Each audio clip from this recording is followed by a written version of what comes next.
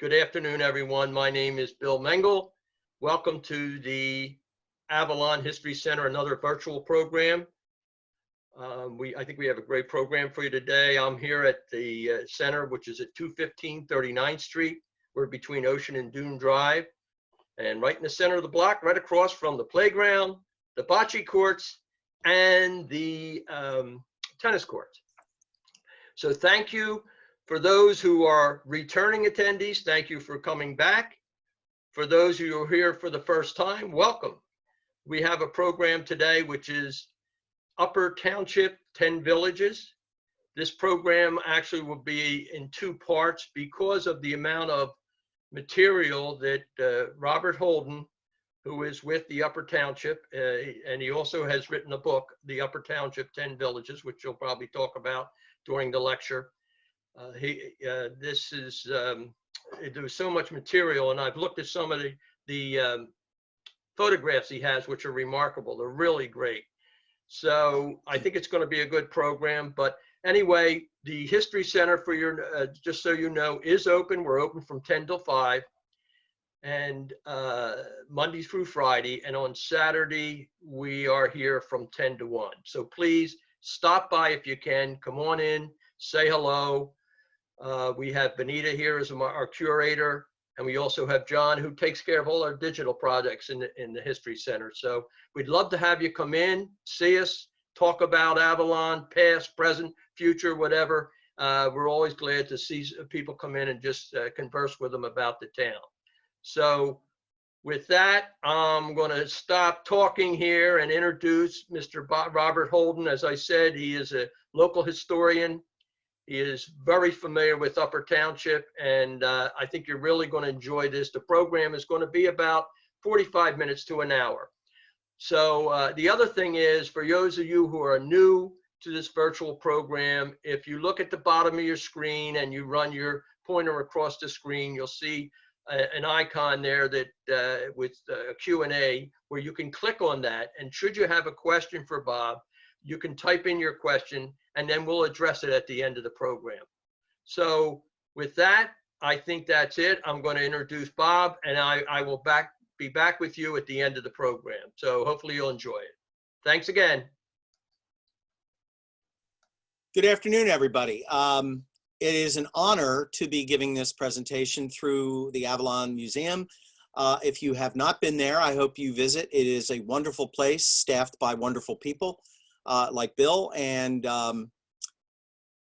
they've been really wonderful in helping me set this up. At first I was wondering if people in Avalon would be interested in pictures of Upper Township, but I think anyone who loves old pictures, whether you live in Upper or not, will be interested in these. As I go through, the book title is Upper Township and its 10 Villages. And as I say, it's available at many Upper Township retailers. And also you can purchase a copy if you're interested at www.uppertownshiphistory.org. What I will try to do is give you a little bit of background with each of the pictures as I go through them. I will hesitate frankly, to read any of the textual material that's in the book. The book has about 22,000 words. There's an introduction, a general introduction to the book, and also chapter introductions, but that would take valuable time from sharing the photographs. I am a person who absolutely loves old photographs. My daughter and her husband collect old cameras. I'm fascinated by old cameras. I will share one with you. This box brownie, which some of you may have one or have seen in antique shops, is probably the principal mechanism that took the majority of the pictures that you're going to see today, especially the family shots and the home shots and things of that nature, unless of course they were more modern pictures, which I will indicate. So let's get started. First of all, I included in the book an 1872 Beers map of Upper Township. For those of you who are not familiar, Upper was once part together with Dinos Township, and they were separated. And this map shows that separation. You can see to the north, there's Atlantic County and the Great Egg Harbor. These maps are available online, and all you have to do is just type in Upper Township Beers map and you can look at it. Some of them are in color. The book is not in color, so it was a shame. But what's fascinating is you can go down Shore Road and see up close all the different homes, and they're labeled with the surnames of their occupants. So we're going to start in Beasley's Point, and I'm going to try to get through as much as I can today through the first 5 chapters. This first photograph is of the Ashmead General Store, which was on the corner of Route 9 and Shore Road and Beasley's Road, and it was moved probably in the late 1920s and became the main building of Edgar Stratton's store, which we'll visit shortly in the Marmora chapter. What's fascinating about this store, it was probably one of the first fairly large grocery stores or general stores in Upper Township, and Mr. Ashmead was a very successful businessman and got most of his goods across from Summers Point by ferry, and stocked his store from Atlantic County because it was far too difficult to bring things up through Cape May County. So that building is no longer there, and it is no longer in its second place, which we'll explain when I get to Marmora. This is a wonderful picture of the Beasley's Point School with their teacher, Miss Sally Van Gilder. Now, you probably understand that back in the day, these were one-room schoolhouses. And I encourage all of you to look really carefully when you look at old pictures, because there's much you can tell or surmise or infer from just looking at what's going on. This is a beautiful picture of school children in 1899, but check out Miss Van Gilder's face and posture and the little girl standing in front of her. I've looked at this picture a million times and I showed it to my granddaughters, and they agree with me that the little girl in the front must have been called out by Miss Van Gilder, because her arms are folded across the front of her and she's got a kind of a sour look on her face, and Miss Van Gilder doesn't look very happy either. So she must have been yanked out of the group of kids and brought to stand in front of her while the picture was taken. As a former elementary school teacher teaching 4th grade as many years as I did, I can relate very, very much to this. This is the Beasley's Point Hotel in Beasley's Point, New Jersey. I'll tell you more about the history of this. This is the site where the Tuckahoe Inn is today. And this was one of the conundrums in developing this book and putting the pictures together. I came up upon conflicts from prior historical books that were printed and published by our Historical Society. So I had to contact a lot of people for additional information. Now, how did I get these pictures? Most of them were gotten with a portable Doxy scanner. I would go to people's homes who told me they had these pictures, and I would scan them, take notes, and then add those notes for the captions of the pictures as I got them. And this is the first iteration of the Beasley's Point Hotel, and we'll find how it was added onto and whatnot later. I don't know why those things are coming up.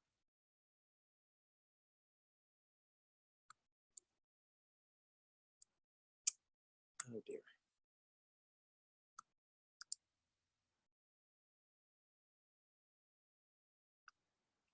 Don't know why I'm not advancing.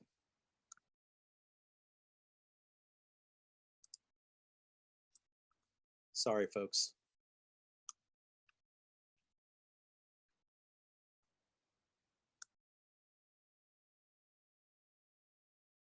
Let's put this on slideshow.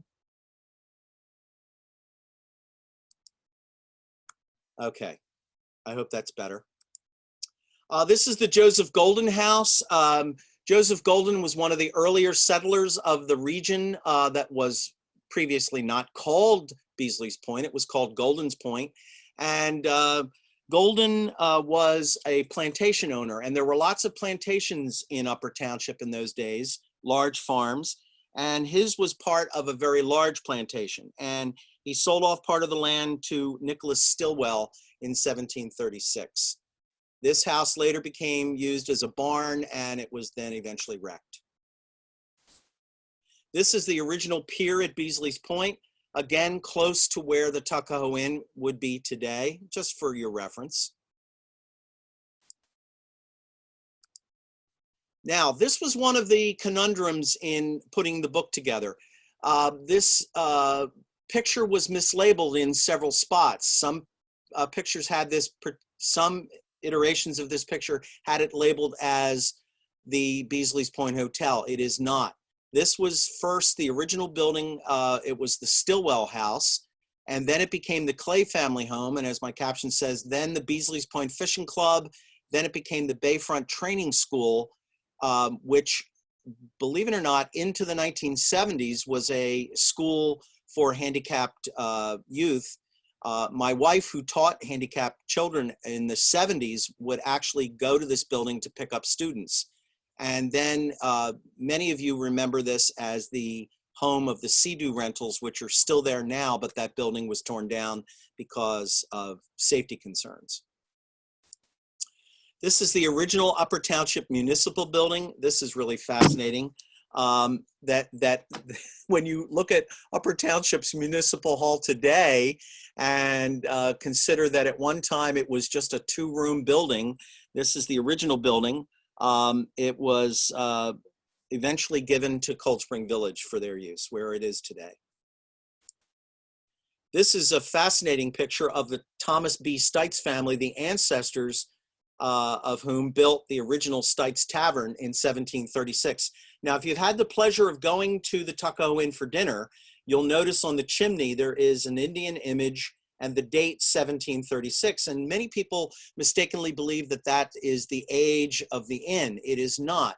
It's a tribute to the original Stillwell Tavern that was on that site in 1736. And Mr. Stillwell in this picture, Thomas Stites is the ancestor of the man who created that original tavern in 1736. This is the Beasley's Point School, the same school, only now it's 1910, and you can see the difference in the children, and there is a male teacher, which began to change around this time period. But as a former teacher, I just love looking at the children's faces and their clothing. And whenever I show this presentation to children, I always tell them to look at the clothes and look at just the faces of the children and whether or not they're happy, which many kids probably were not in those days. This is the Eli and Mary Burnell house, which was originally the Henry Young house. This home still stands today. What's fascinating about this picture is that you can see sort of an invisible line where this home first was built and then was added on to. It was part of the Young plantation. And again, as I told you, there were many plantations in Upper Township, large farming plantations, some of which had slaves. This is the Reuben Corson house, and this was in our own personal society's collection. It was purported to be the first house in Upper Township to have a telephone, but we have absolutely no proof of that. But that is what was written on the back of the photograph. So that's, you know, when you're compiling histories, you pretty much, unless you have someone who really knows the home and can give you additional information, you have to rely on what you know. All right, this was the Beasley's Point Hotel when it was after it was added onto, and this is 1849. And what you can't see is the grand staircase that would eventually be added to the building. And this building, as I said, remained standing until about 1962 when it burnt to the ground and the Tuckahoe Inn was built in its place. We'll visit this picture in a different form shortly. This is that front step that I was telling you about. Now, this picture was in the Society's collection, and it was really fascinating to me, being a World War I buff. All of the soldiers in the back, this is 1919, and this is a gathering of veterans from World War I who were obviously being honored by the township. But what also is fascinating is the 6 men sitting in the front are veterans of the Civil War.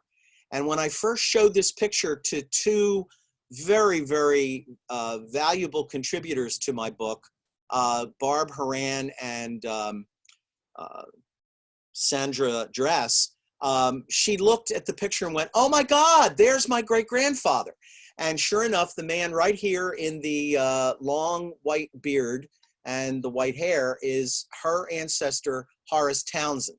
So her eyes filled up with tears because she's seen his picture numerous times before, but had never seen this picture. So I immediately made her a print of it so she could take it and show it to her grandmother. Fantastic picture. This is one of three. Now, of course, if the veterans came, we have to have politicians, of course, and businessmen, and they're gathering in the same spot. Mr. Ashmead is here and several other men. But what's difficult is the names are written on the back, but it doesn't say, for example, standing left to right or seated or whatever. So it was very difficult to tell who was who. And also the nurses who worked during World War I. They were feted at the Beasley's Point Hotel, and their hostess is this lady over here on the left, who is the owner of the hotel, who wound up owning both buildings, both the Stillwell House across the street and the Beasley's Point Hotel, Mabel Clay, who inherited the house from her father. This is the building of the Beasley's Point Bridge in 1924. You can see Summers Point at right, and the pile driver right here, the old-fashioned pile driver. Many of you have memories of the Beasley's Point Bridge. This is the opening of that bridge. And many people didn't realize that the Beasley's Point Bridge was a private bridge. It was built by the Ocean City Automobile Club to encourage travel back and forth and ease of travel between Summers Point and Cape May County. It was a drawbridge from the start, and it was only a quarter to cross through the 1970s. I remember that. It ceased operation, as I say here, in 2004 due to overwhelming upkeep costs. I kayak frequently in the bay here, and I remember kayaking underneath this bridge and looking up and wondering how it stood as long as it did. Beginning in 2013, after a fire at the toll booth, it was demolished and completely razed in 2016. Here is the Tucko Inn, and there's that date that I was telling you about, 1736, which is a tribute to the Stites Tavern that occupied this spot. It was built by the Harp family, Peter Harp. I felt very good about the fact that when the book was published, Peter Harp called me and he said, "Bob, you got it right." So I was very pleased about that because I worried. You know, you worry anytime you write something. I hope I don't screw it up. This is a postcard that was contributed to us from a member of the society. It's a 50s postcard of the Garden State Parkway Toll Plaza, which, as you know, opened, I believe, in 1952. Here is the BL England power plant, which opened in 1964. Back then, it was totally coal-fired. In the Society's collection, we have the dedication brochure and the listing of all of the people that were there. In fact, there really was a BL England, Mr. BL England, who it was named for. The governor and the representatives were here when it was opened.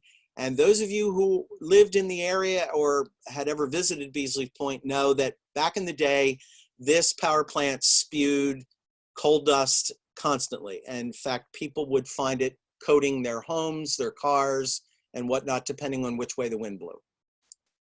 Now we're moving into Marmora, which is the next community moving south. I'm sorry. Again, I tell you about looking at pictures, and when we sat around looking at some of the pictures in our collection, some people said, "Oh, this must be a turn of the century picture." No, if you look very, very carefully, and I'm a real big car buff, you will find right here in front of the house a 1920 Model T. Which dates the picture at least to the 20s. It doesn't necessarily make it 1920 because, you know, people own older cars, but this is a particular model of a Ford Model T called a two-door, T-U-D-O-R, which was a two-door car with the two doors in the middle of the body of the car. This house still exists, and it stands today on Randolph Boulevard in Marmora. The farmland, of course, has all been developed, I'm sure.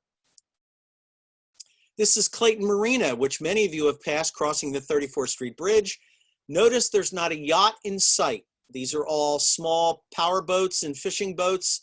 And Mr. Clayton got started in the 50s after he came back from the war, and the business just took off.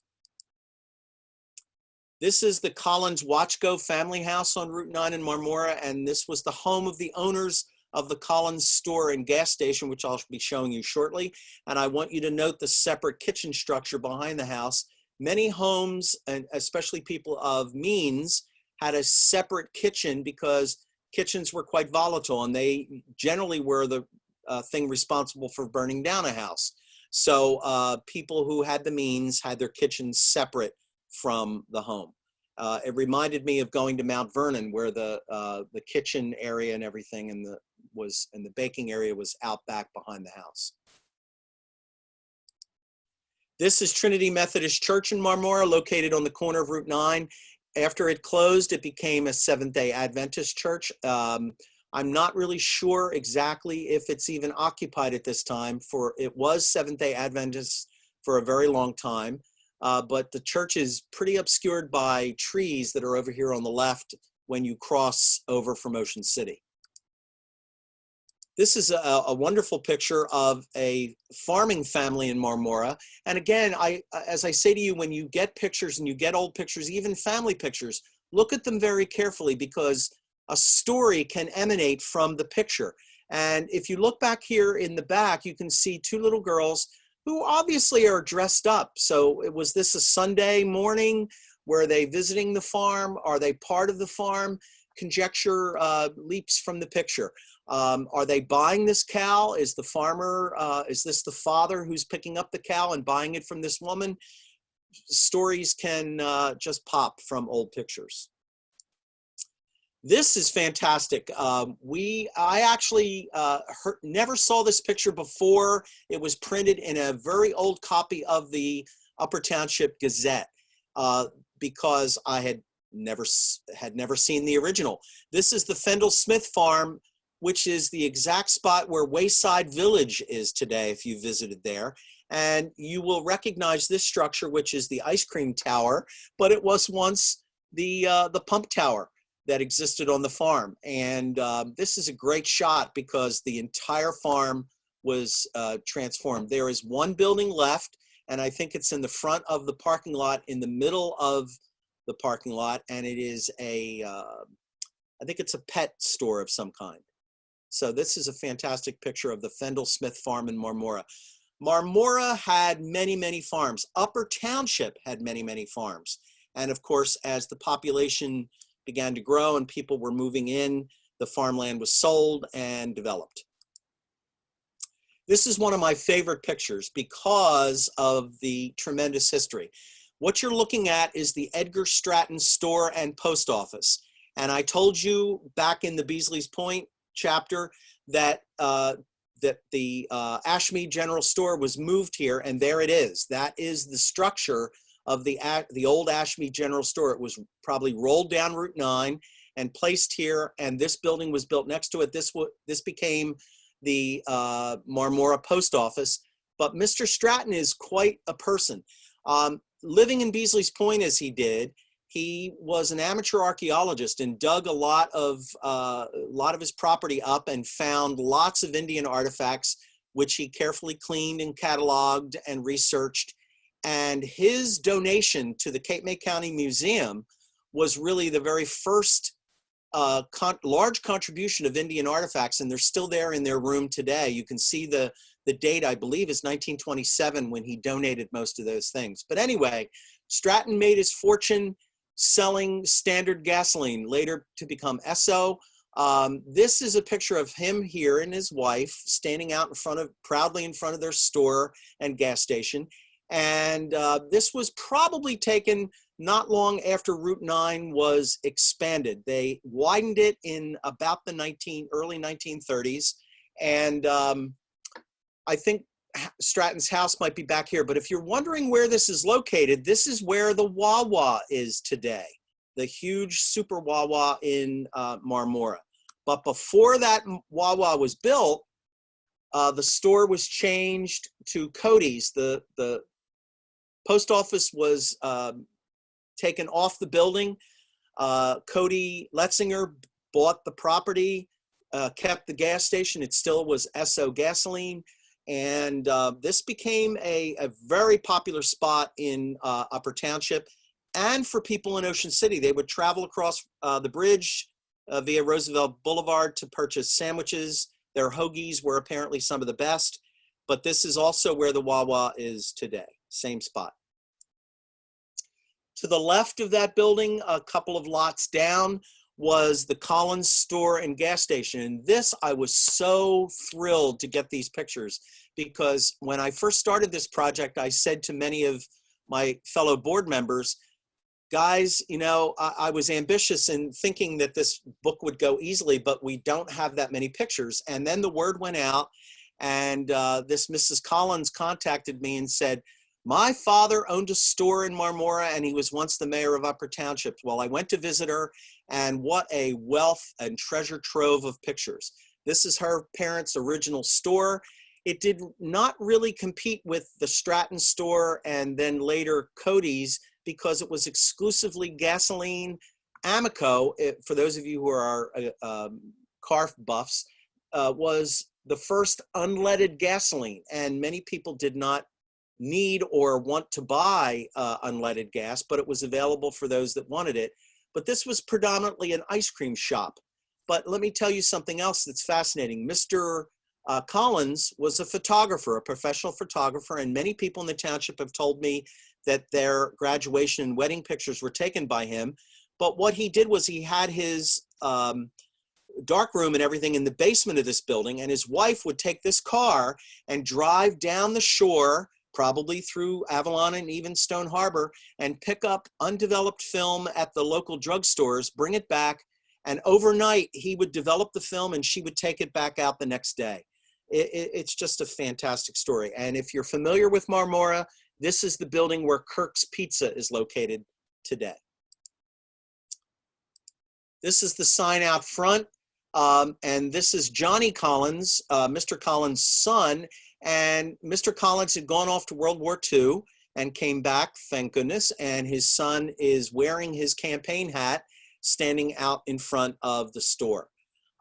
Sadly, the demise of the Collins store, believe it or not, well, I'm sure you can understand, was the Garden State Parkway, because people no longer came through Marmora on their way into Ocean City.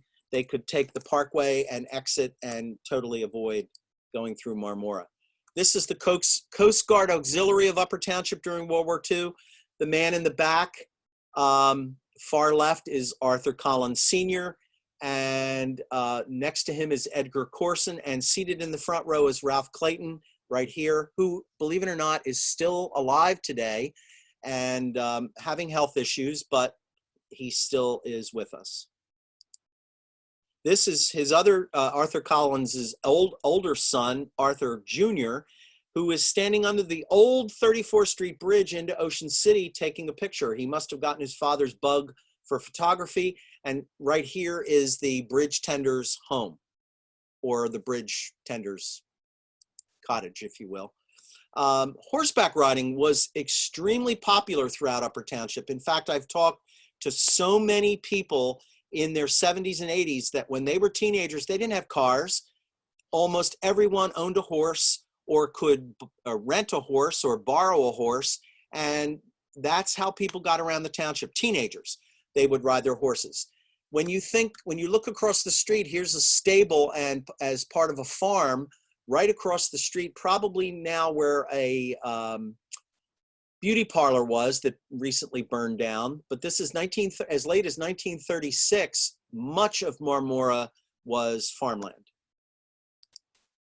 Here's another shot of the Collins store with the photography studio sign out front. And I loved it. I put this in again because of the banner hanging. You'll notice it says now air conditioned, which I don't know what method he used for that, but how fascinating. Oops. This is downtown Marmora. You can see Codys, which would eventually become Codys store down here, which is now the Wawa, and there is Kirk's Pizza. This is the elementary school in Upper Township, built brand new. opened in 1953, and it was desperately needed. When I show you pictures of the schools in Upper, by the 40s, they were in pretty bad shape. So thank goodness the township came through. And this school consolidated all of the Upper Township village elementary schools, which, as I say, were old and in very poor condition. Now we're in the village of Palermo. This is the birthplace of that businessman in Marmora, Arthur Collins. This is on Route 9. I forget the address. I don't think the home is still standing, but it is the original birthplace of Arthur Collins, who I believe was born here in 1908. This is the Palermo train station, which was still operating in the 1960s. You can see actually a little later than that because of the cars in the back. It was later closed and sold and moved to Wheaton Village for their train line, which sadly that train line has been removed. Now, this is a great shot, which I was lucky to get. This is the Palermo General Store and Post Office. The building is still there. It's a private home now, and it was operated by Jesse S. Corson, then his son Curtis Edward Corson, who was the grandfather of Curtis Corson, who ran for township committee in this latest election and won. Curtis later sold the store and he moved and bought a huge farm in Seaville. He apparently did not want to be a merchant like his father and wanted to be a farmer. But the fascinating thing about this, please look at the wonderful gas pumps out front, the old May West and conventional time period gas pump. In addition to that, the post office and the general store. This is Curtis Edward and his son, Curtis Townsend Corson Sr., standing in front of the store's Dodge delivery van, and they had two. The other one was a Model T. Great shot. I tried basically to avoid family pictures unless they were related to a building that was still standing or a business or people who, it was a very difficult decision because you can well imagine that you could be easily flooded with people who want you to put their family pictures into the book, and then that would take up much of what you wanted, a balance of some kind, and that was the challenge. I collected approximately 320 photographs, of which I had to use 197 in this book. And in addition to that, 22,000 words, including the captions to the pictures, which are in the book. And again, I'm not reading those for the sake of time. I didn't explain this one. This is Curtis Townsend Corson Sr. With his pet crow out behind the grocery store. And this is the current Curtis Corson's grandfather. This is the Junior Order United American Mechanics Lodge. You know, there were lodges for various unions and men's groups in every town and community. And this was built in the late 19th century, and this building is still there, and it's now a real estate office. Many of you have passed it, perhaps, in your travels on Route 9. This is a modern picture of the Friendship School. We could not get or did not have an original picture of the Friendship School. It was built in approximately 1815, so we really didn't have a picture, and the building was so destroyed and so collapsed that it had to be totally scrapped and rebuilt from scratch, and it was actually moved to this location. But the original Friendship School was not where this is currently. Sorry. This is right next door to the right south on the west side of, on the east side of the road. This is the Palemo School, and this was taken in 1910. And this is a great photograph for several reasons. Not only the year, but also there's the school, the entire school class, and several community members living in Upper Township still remember as late as the late 1940s going to this school. They were transported by bus from as far away as Tuckahoe to this school. The other thing that's fascinating is the architecture. Upper Township probably saved money by building several of their community schools utilizing this same architectural plan. This building is now a preschool, and they didn't keep the pediment up here, but the roof line and everything is still there, and it's recognizable. This is taken perhaps down the street or close to the school. It's 4 Palermo School students with their teacher, Rebecca Collins, in 1910 to 1920. We didn't have an exact date, but you know, one of the things I told you before about carefully looking at family photographs or photographs that you come across is you can date them very often by the clothing of the people in the picture. This was a treat for many people in the community to look at. This is the Palermo School in 1944. It was a one-room schoolhouse, grades 3 to 6, and many of these children are still alive. They are adults because, you know, it's 1944. They're perhaps in their 70s or 80s, but many are still alive, and they loved looking at this picture because they had not seen it. This is Second Cape May Baptist Church, located on the southwest corner of Route 9 and Church Road. The original building was located across the street by the cemetery, but was moved, and then this church was later built. What was actually there at first was a meeting house, which many people, when they see the word meeting house, they think it must be Quaker, but Methodists had meeting houses, Baptists had meeting houses, and it was a smaller building with benches, and that was destroyed, and this building was built across the street. This was a wonderful picture of sledders in Palermo in the 1920s. The people's names perhaps don't mean anything to you, but this gentleman here, I have the picture, actually names a little mixed up. That's the way they were written on the back of the photo, but somebody saw the picture and said that I had the order mixed up.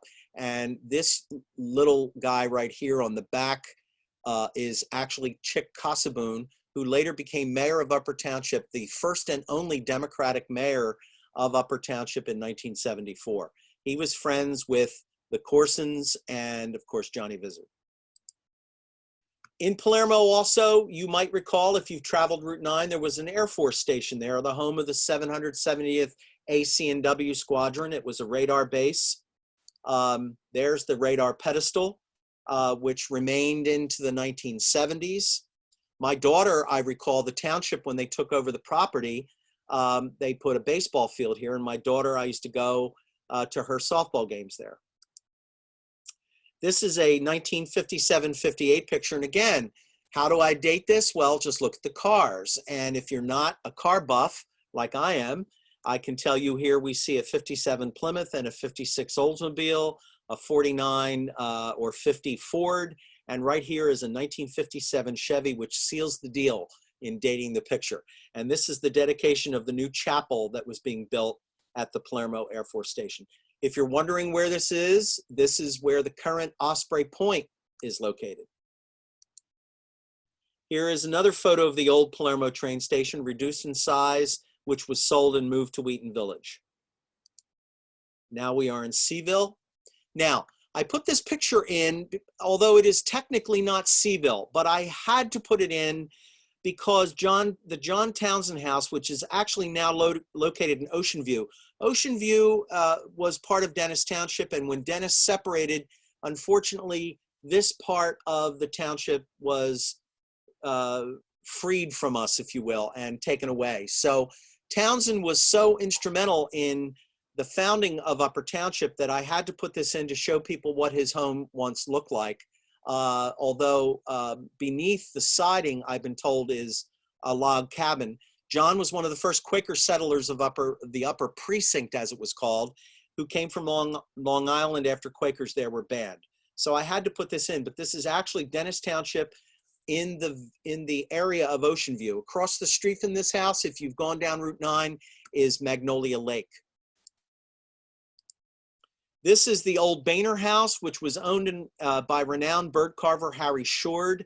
My father-in-law knew Harry. We have several Shord birds in our home, treasured possessions.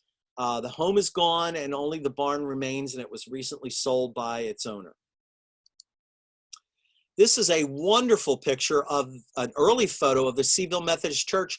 And at first, folks, I thought this was the very earliest picture that we had. But after the book went to print, someone brought me a 1908 picture of the church before the narthex and the bell tower were added to the building. It was just a simple square structure. We have all the details about how much it cost to build and who built it. I believe it was a Coursen that built it. Might have been Peter. But the vestibule and the bell tower were added, and this picture was probably taken proudly after they were added. What's missing from the building, if you've gone by it, are the structures to the right. I'll tell you about those in just a moment. This is one of those structures. This was the Seaville Methodist Church Community Hall, which was located across the street, and it was moved across the street and attached to the church in 1964. So it was great to get this picture too, because I didn't know it existed.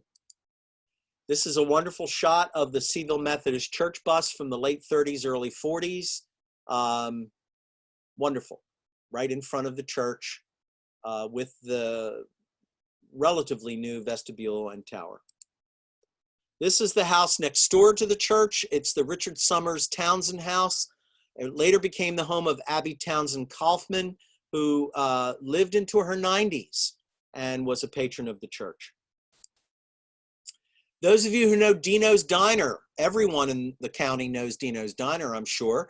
This was Dino's first establishment. He bought the Girls Wayside Kitchen, which was out almost in the road. It was a truck stop, and he bought this and refurbished it. Did not change its name, kept it as the Girls Wayside Kitchen until later on when it became Dino's Restaurant. And then this was closed when the road was rerouted, and he moved down the road in this vicinity right here where he's currently located. And there is his son, Nick, Dino's son, Nick. Dino left us, unfortunately, to cancer some years ago, and it's now proudly owned by Nick Karyanias, his oldest son. These are students of the Seaville School pictured here in 1905. Now, many of you who know Upper Township probably don't even know where this school is located. It is still standing, but it is a greatly diminished structure. It is basically nothing more than a storage shed for Action Supply. It's got a chain link fence around it. Most of the building has been radically changed for storage, but it's at the end of Kruk Road. For the longest time, it was the source of the Kruk. I believe they were in construction of some kind, pilings and stuff, their business. But this is the 1905 Seaville School. And many of these pictures you'll notice were taken outside in the sun because they needed maximum light to get everybody's image in the picture. But I also tell the students I show this to look at the condition of the building. Look at the shutters. I don't know whether there was much money for maintenance of the buildings in those days. And you also have to wonder how they were heated. I can tell you when in December we get to Tuckahoe, I can show you the very first elementary school in Upper Township called Tuckahoe Academy that was heated by potbelly stoves, and the students carried the wood inside. This is the Isaac Boehner house on Shore Road. This home still exists. My wife and I have admired this home since we first moved to Upper Township in 1984. It's now on the corner of Island View Terrace, and all of this back here in the distance has been developed. This is a wonderful shot of Mildred Jordan, who is the mother of the man who owns this Bob's service station and luncheonette on Route 50. There she is standing in front of the Route 50 sign, and it was called Carlson's Store and Gas Station. The Historical Society, through the courtesy of Harriet Bailey's relatives, who were the Carlsons, we have his original merchant's license, we have his owner's card, we have all the information for his business, which was apparently quite popular. And if you wanted to know where this was located, if you stand in front of Dino's, where Dino's sign is, his electronic sign, this luncheonette and gas station was located right there at that triangle. Fascinating. Across the street, I believe there's a crab shack. And here is Robert Carlson. He was all of 17 years old and owned this business outright himself. Here is the old gas pump, which is in really, really good shape. I kept looking to see if we could get a price of the gallon of gas, but more than likely, I guess many of you who grew up driving in the 60s as I did, gasoline was about 29 cents a gallon, and it had not risen much from those days. So it probably was 25 cents perhaps. But again, look closely at the picture. He sold kerosene. And also, as all buildings had in those days, the sign out front for the fact that they had a payphone inside the building, Bell Telephone. Here is another wonderful picture of the Seaville School. Unfortunately, when I got it from someone, it had been torn in half. Who knows why? But I just love looking at those faces of the kids. And, you know, it's funny. Some kids look happy, others glum. Who knows what's going through their minds. But remember, school picture day was always a special day. So the boys are wearing shoes. Some boys probably didn't even have shoes. As you'll see in a later picture, we have one student in a group shot that didn't have shoes on his feet, which really shocked me. And the girls are wearing their best dresses. This is the Amos Coursen house, later the Horace and Clara Townsend house, which was built in 1828. Now, if you're wondering where this is, it still exists today. This was the business that just closed called Wild Garden Accents. It was it had several names before, but this is where Coursen Tavern Road gets its name from, which was, this building was originally a tavern in the early 1830s. This is the Curlew Bay Clubhouse. It still stands at the end of Wright's Lane. This faces the marsh. So when you drive down Wright's Lane to see this, you really can't see this anymore because you'd be trespassing unless you got permission from the owner. But this is a picture that was taken probably back in the 50s or 60s. This is the Reardon Farm along Shore Road. If you want to know where this land is located, when you drive up Route 9 as you're approaching Route 50, you'll see the Endicott Reardon Museum sign, and this is that property where that farm was located. This is the Seaville train station. It's the only one of its kind in Upper Township. Notice the date is written in fountain pen, Easter Sunday, April 8th, 1917. I have shown this picture to so many older residents in the township, and nobody knows where exactly this train station was located, and they cannot place this home. So it's been a real challenge for me, and one day I'll get the information. Now, this is a wonderful shot, again, of a place much like Wayside Village. We knew it existed, but we didn't have any evidence. Now, I'll try to explain this. This picture was taken, it was called Marshall's Corner. And if you're wondering where it was located, it was on the southeast corner of Seashore Road, Route 9, and Route 50, diagonally across from where the CVS in Seaville is today. As you approach the southbound entrance to the Parkway, there is nothing there. I've gotten out of my truck numerous times and in cold weather to avoid the ticks and chiggers, have looked around for old foundations. There's nothing there. But Curtis Corson, thank God, had a copy of this picture and gave it to me. And these are the three businesses that were located on that corner. And they were all owned by the Marshall brothers back at the turn of the century. There was a hardware store, a harness shop, and a general store. This is the farm of Hulda Jordan across the road from the Reardon farm in the 1920s. The home still stands, and it has just been beautifully renovated, a total full porch put on it by one of Curtis Corson's sons. Again, notice please, this is the actual roadway of Route 9, which was a dirt road infused with gravel. And they're farming all the way up to the edge of the road. There's not even a sidewalk here on either side of the road. This is the farm, and notice the farmer plowing with a horse. This is the Gandy house, which is totally obscured by trees. It's directly across from the Seaville Friends Meeting House. It's a very historic house. I don't have the time to go into all of that history, but if you buy the book, you can read the caption of the picture.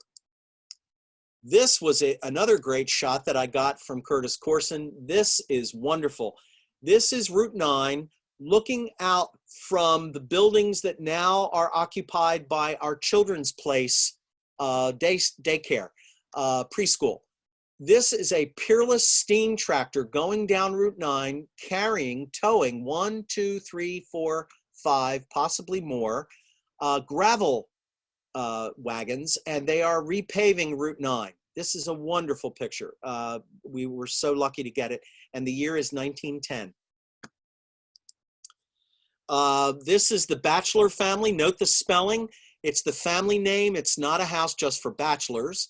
The picture was taken in about 1900, and the family renting the house are the Stebbins family, and they're all standing outside except for this gentleman who was a friend of the family's who's pumping water. Notice the little baby set down under the tree.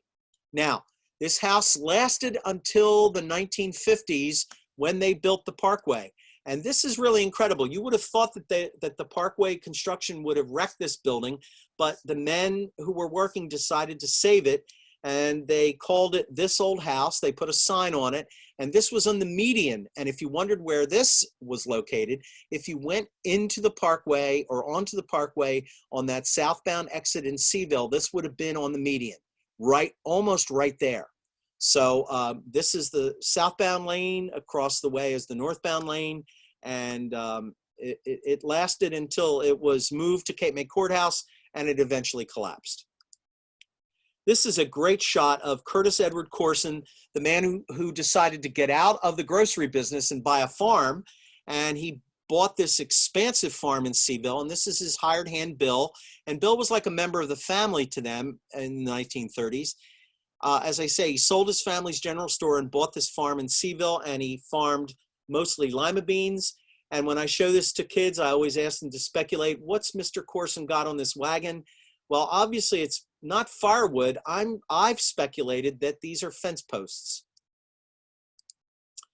And there is Curtis Townsend Corson Sr., the son of Curtis Edward Corson, standing in front of the house, which still stands. This is the house he bought, which was surrounded by the farmland. And here he is standing probably on Easter Sunday, judging by his dress, in front of his prized 1935 Lincoln. Beautiful car, beautiful photograph, love it. This is one of the original photographs taken of the old Quaker meeting house. I am a member of this meeting house, and I can tell you it has changed tremendously. Shutters were added to the front, railings to the front, and in the 70s, I guess by the 70s, the members of the meeting got tired of marching way out into the field to go to the outhouse, so they built an addition in the 1970s. And we have the original letter from the Historical Society complaining to the board of trustees of the meeting house that they felt it was ruining the historic aspects of the building. But if you go by the meeting house, I think it was done very, very well. It has a cedar roof. That original cedar roof was just a few years ago replaced for the second time, I believe. The original was built in 1726 to 27, and as I say, it still stands today. In fact, it's the longest occupied, still used meeting house in the state of New Jersey, and the meeting was formed in this region in 1702, but the building wasn't built until 1726. This is that building occupied by our children's place. Their newer building is back here, but this was once a farm. The Thomas Gandy House, which was built in 1708, one of the oldest buildings in the township. This still stands, but it is currently owned by Cecilia Quigley, the home of our children's place preschool. This is the Philip Godfrey House. Later, the Reeves Izard Godfrey House. It was built in 1695. You cannot see this from the road, and sadly, I wouldn't advise driving down the road. Mr. Lou Albrecht, who rebuilt this house and restored it, he has passed on, and his wife lives here with their son alone. And it's a shame it's not open to the public, but there it is. Thank God it's still standing. This is a wonderful shot, a rare view of Shore Road looking south. This is the walking path, which made its way past the old Rising Sun Tavern, which many of you may know was destroyed in the middle of the night by the man that bought the property. But please look at Shore Road. It's amazing. A dirt road as far as the eye can see. We're looking towards Dennis Township, and this was the sidewalk. This is a school bus. School buses have not always been yellow. This picture was taken in the late 1920s, perhaps early 30s, and waiting to board the bus are Curtis Corson, Townsend Coursen, and his friend Chick Cassaboon, who was in the sledding picture. This is a wonderful shot. I was lucky to get this one also. This is the earliest known photo of the actual border between Dinos Township and Upper Township. There is, of course, a newer bridge here today, and there's billboards located right about here. But this is looking north up Route 9. Several of these homes are still here. Many are not. And the view, as I say, is looking north from the east side marshes. Now we are in Greenfield, which is the last chapter. And this will go quick because of all of the villages in the book, I was only able to get 4 photographs of Greenfield because it's such a small community. People used to say the city limit signs were back to back. Phoebe and Joseph Coursen built this house in 1791 near Cedar Swamp Creek in Greenfield. The house was later owned by the famous Philly radio host Phil Sheridan. That when we moved to Upper, Phil was still living there, and we remembered hearing him on the radio. The house is located directly across from Holt's Boat Works on the corner of Tyler Road, if you're trying to place it. Many people in the township, in fact, when this came up, whenever I visit a school classroom, all the kids go, Frog Hollow, because they all love Frog Hollow donuts. Now closed for the season, but through spring and summer, this place is packed every weekend. Best apple cider donuts you can get anywhere. This is the restoration of the Gandy house in Greenfield, and this is the crew responsible. This is our prior historian, Sonia Forey, who was the person that headed up this restoration project, and the rest of the men are all there who were a part of this restoration crew. And there's the house as it looks today. A barn, which you can't see, is back here behind the building. There's an orchard and there's outbuildings, a firewood storage shed, a smokehouse, and an ice house. So the township owns this building, but we care for the building and open it up twice a year. Of course, we didn't in 2020 because of COVID, but we have our Strawberry Festival on the last Saturday in May and the Apple Festival on the second Saturday in October. So keep your eyes open, and we hope in 2021 we'll be able to restore that. And it looks like I'm almost exactly out of time. And in December, I will be picking up with Petersburg, and I'll give you a little teaser. This is the Captain Allen and Sarah Coursen house, which was built in 1818, and I'll pick up with that picture in December. We don't know the date exactly yet, but Bill, I'm sure, will post that, and we can proceed from there. It will be tougher to get through part 2 of the book because there's many more pictures in part 2, but I'll do the best I can. Now, hopefully, if there's any questions, I don't know the vehicle of how we'll do this. Bill? Well, okay, I'm back again. Bob, thank you. First of all, I want to say great photographs. I mean, if anybody out there in the audience is from Upper Township, you had to appreciate this lecture so far. And as Bob said, this is part 1. I still need to nail down a date for December because we were going to have it later, but I didn't want too much time to lapse between the part 1 and part 2. So right now, tentatively, a date of December 10th is what we're looking at.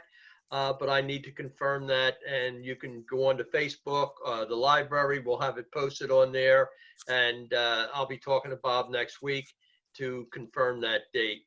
But I want to thank everybody out there, and I also want to mention, listen, if there's any subject, topic, whatever that you may be interested in that you would like to hear about, you can email me here at the History Center. It's bmengel, that's M-E-N-G-E-L, at avalonhistorycenter.org, or you can call us here at 609-967-0090 and talk to either myself or Benita or John and let us know what kind of a topic, and then I will research it and see if I can get that for you.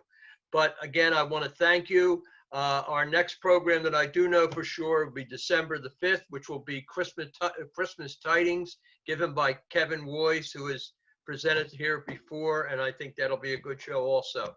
So again, thank you. Enjoy the rest of your Saturday and have a great weekend. And Bob, thank you again, and I'll talk to you Thank next you, week. Bill. Very good. Thank you, everybody. As I say, I was honored that you took the time on a beautiful Saturday to listen to me. Thank you. Okay. Take care.